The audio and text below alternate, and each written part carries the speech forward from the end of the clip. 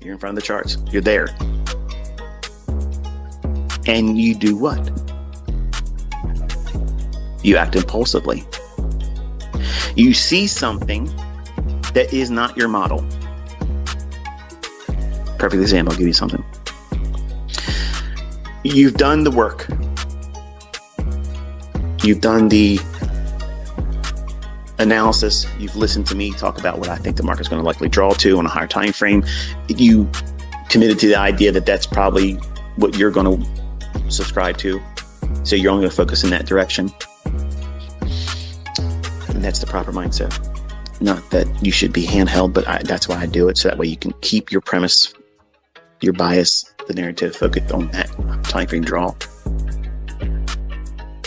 You won't be 100%, but now because you're in front of the charts, subconsciously you're demanding that you're 100%. Is that practical?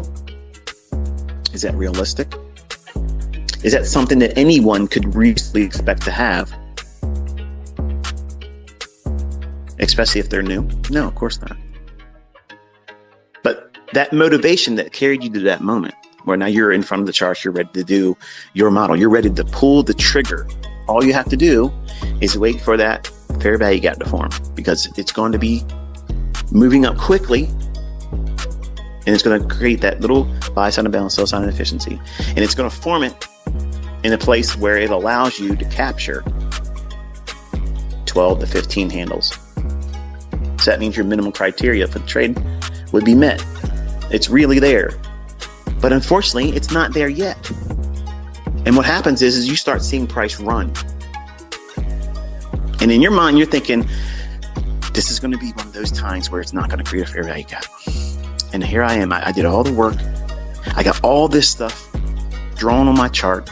I have all the lipstick. I have all the motivation. I'm here now. And I know what's going to happen, because Murphy's Law says that whatever can go wrong is going to go wrong, and it's going to run without me, and or the equivalent thereof, where you can lose something. You're funded.